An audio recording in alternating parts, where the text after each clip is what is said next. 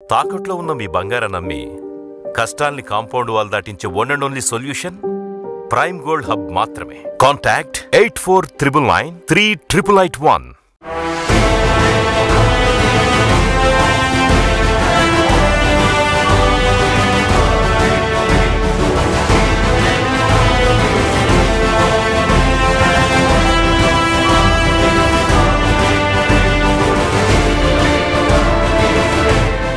మనం కొన్ని వేల సంవత్సరాల వెనక్కి వెళ్ళి సముద్ర గర్భంలో మాయమైన శ్రీకృష్ణుడి ద్వారకా నగరం గురించి మాట్లాడుకోబోతున్నాం.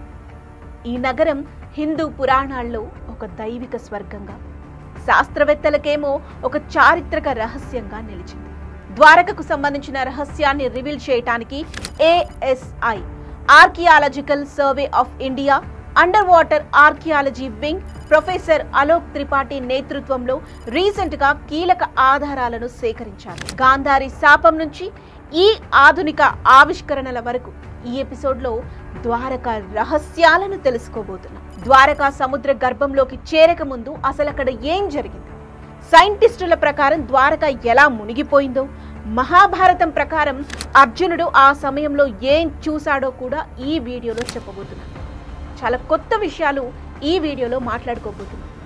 సో ఎక్కడా స్కిప్ చేయకుండా చూడండి.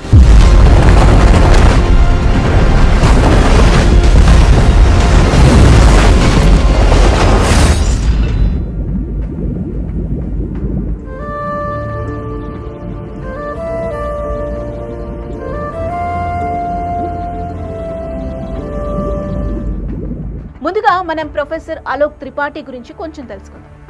ఆయన ఆర్కియాలజికల్ సర్వే ఆఫ్ ఇండియాలో అడిషనల్ డైరెక్టర్ జనరల్ గా పనిచేస్తున్నారు. అంతేకాదు అస్సాం యూనివర్సిటీలో హిస్టరీ డిపార్ట్మెంట్ లో ప్రొఫెసర్ గా కూడా పనిచేస్తున్నారు. ఇక field archaeology, under water archaeology, heritage management, museum studies లో నిష్ణాతుడైన ఆయన ద్వారకా అన్వేషణలో గతంలో కూడా కీలక పాత్ర పోషించారు. ఇక రీసెంట్ గా 2025 ఫిబ్రవరిలో అండ్ మార్చిలో ఆయన నేతృత్వంలోని 5 సభ్యుల బృందం, అందులో 3 మహిళా ఆర్కియాలజిస్టులు కూడా ఉన్నారు. ఒకరి పేరు వచ్చేసి అపరాజిత శర్మ, మరొకరు పూనం విన్ అండ్ రాజ్ కుమారి భర్బీనా, ద్వారకలో సముద్ర గర్భంలో కొత్త అన్వేషణను ప్రారంభించారు. ఈ బృందం గోమతి క్రీక్ దక్షిణ భాగంలో గతంలో 1980లలో అన్వేషించిన ప్రాంతంలో కూడా కొత్త ఆధారాలను కనుగొన్నారు.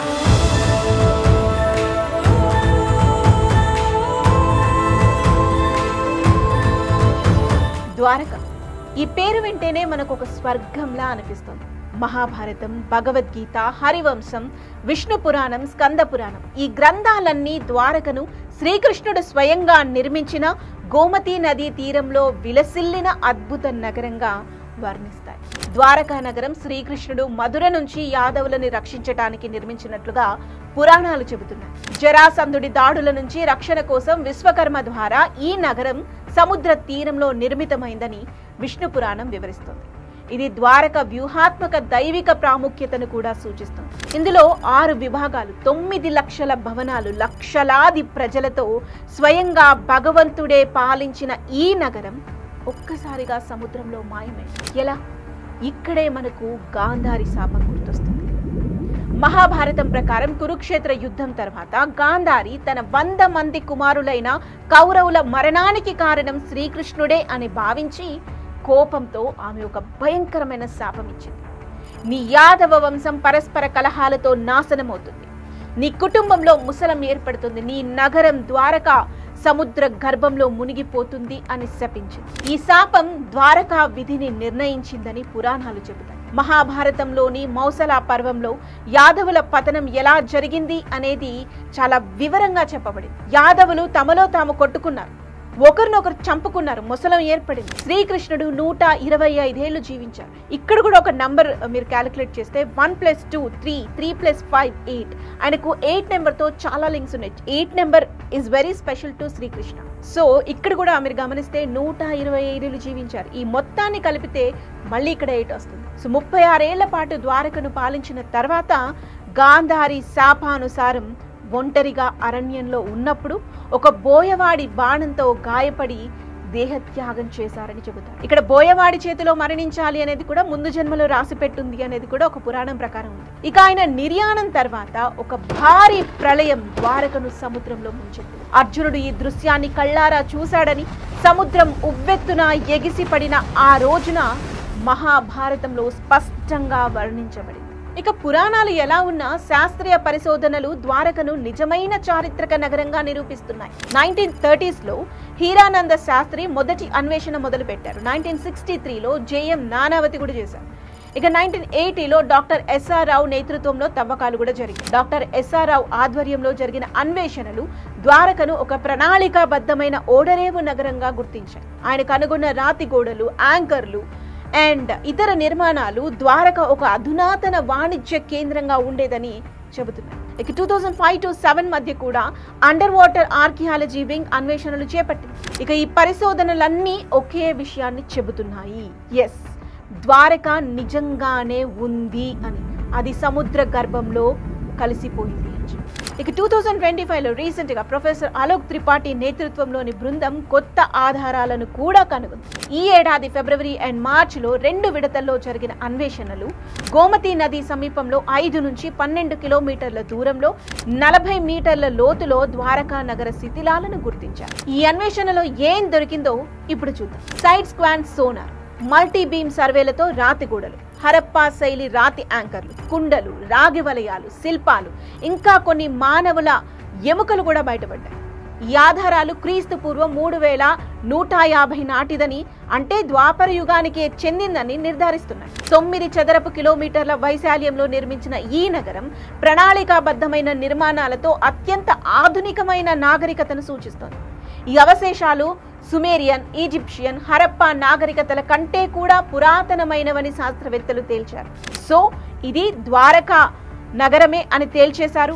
ఇకపోతే ఇది ద్వాపర యుగానికి చెందింది అని కూడా తేల్చారు శాస్త్రవేత్తలు. మరి ఇంతకీ ద్వారక ఎందుకు సముద్రంలో మునిగిపోయింది? సో ఇప్పటి వరకు మనము గాంధారి శాపం గురించి విన్నాం. ఇప్పుడు శాస్త్రవేత్తల ప్రకారం ఏం చెప్పారో కూడా విన్నాం. సుమారు 9500 ఏళ్ల క్రితం భారీ సునామీలు ఈ నగరాన్ని ముంచెత్తాయి. శాస్త్రవేత్తలు సముద్ర మట్టం పెరగటం అండ్ భౌగోళిక మార్పులు కూడా ద్వారక మునిగిపోవటానికి కారణం అని చెప్తున్నారు. ఈ సమయంలో గ్లోబల్ వార్మింగ్ సముద్ర మట్టాన్ని గణనీయంగా పెంచాయని ఆధారాలు కూడా చూపిస్తున్నారు. పురాణాల ప్రకారం ఇది గాంధారి శాపంతో ముడిపడి ఉందా, లేదంటే నిజంగా సహజ విపత్తా? ఈ ప్రశ్నలకు సమాధానం కోసం ప్రొఫెసర్ అలోక్ త్రిపాఠి బృందం 3వ విడత అన్వేషణను ఈ 2025 అక్టోబర్ అండ్ నవంబర్లో చేపట్టబోతుంది. ఈ అన్వేషణలో ద్వారకాధీష్ టెంపుల్ సమీపంలో ఉన్నటువంటి శిథిలాలు, అరేబియా సముద్రంలో మునిగిపోయినటువంటి కట్టడాలను మరింత లోతుగా అధ్యయనం చేయబోతున్నారు. ఏఎస్ఐ కూడా అండర్ వాటర్ ఆర్కియాలజీ వింగ్ ని బలోపేతం చేస్తూ ద్వారకతో పాటు ఇటు తమిళనాడు, మహారాష్ట్ర, ఒడిశా తీరాల్లో కూడా అన్వేషణలను విస్తరించాలని ప్లాన్ చేస్తోంది. ద్వారక గురించి పురాణాలు చెప్పే కథ ఒకెత్తైతే శాస్త్రీయ ఆధారాలు మరొక ఎత్తు. మహాభారతం ప్రకారం కృష్ణుడు ద్వారకను విడిచిపెట్టే ముందు భారీ గాలులు వీచాయి, మట్టి పాత్రలు వంటివన్నీ కూడా పగిలిపోయాయి. ఇలా అనేక సంకేతాలు కనిపించాయి ద్వారక మునిగిపోతుంది అని చెప్పడానికి. ఆ సమయంలో శ్రీకృష్ణుడు ప్రజలను సురక్షిత ప్రాంతాలకు తరలించమని అర్జునుడికి చెప్పాడు. మహాభారతంలోని మౌసలా పర్వం ప్రకారం అర్జునుడు యాదవ మహిళలను, వారి సంపదను హస్తినాపురం వైపుకు తీసుకువెళ్లిపోయాడు. కానీ దారిలో దొంగల దాడికి గురై కొంతమందిని మాత్రమే రక్షించగలిగాడు. ఇది ద్వారకా వినాశనం తర్వాత యాదవ వంశ అంత్యాన్ని సూచిస్తుంది. అర్జునుడు యాదవులను, వారి సంపదను సురక్షితంగా తరలించగానే సముద్రం ఉగ్రరూపం దాల్చి ద్వారకను క్షణాల్లో ముంచెత్తింది. ఈ కథ గాంధారి శాపంతో ముడిపడి ఉంది. కానీ శాస్త్రవేత్తలు చెబుతున్న దాని ప్రకారం సముద్రం మట్టంలో వచ్చినటువంటి మార్పులు, సునామీలు ఈ విపత్తుకి కారణం కావచ్చు అంటున్నారు.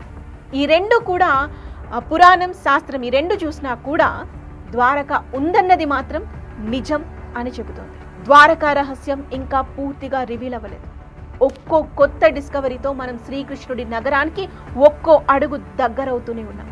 ప్రొఫెసర్ అలోక్ త్రిపాఠి నేతృత్వంలోని ఈ అన్వేషణలు హిందూ పురాణాలకు, చరిత్రకు మధ్య ఉన్న అంతరాన్ని తగ్గిస్తున్నాయి. ద్వారకా అన్వేషణలు కేవలం చారిత్రక ఆవిష్కరణలకు మాత్రమే కాకుండా భారతీయ సంస్కృతి అండ్ ఆధ్యాత్మికత యొక్క ప్రపంచవ్యాప్త ఆసక్తిని పెంచుతున్నాయి. ఈ ఆవిష్కరణలు భవిష్యత్తులో ద్వారకను ఒక అంతర్జాతీయ హెరిటేజ్ సైట్గా గుర్తించే అవకాశాన్ని స్పష్టంగా చూపిస్తున్నాయి. ద్వారకకు సంబంధించి మరిన్ని ప్రశ్నలకు సమాధానం రాబోయే అన్వేషణలో మనకి దొరుకుతుంది. సో మీకేమైనా డౌట్స్ ఉంటే ఖచ్చితంగా కామెంట్ చేయండి. Thank you.